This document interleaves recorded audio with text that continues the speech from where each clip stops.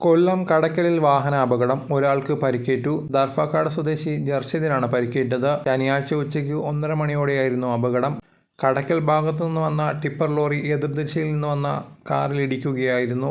റോഡിൽ നിർത്തിയിരുന്ന ഇരുചക്രവാഹനത്തെ tipper മറികടക്കുന്നതും car road side കയറിയതുമാണ് അപകടത്തിന് കാരണമായത്.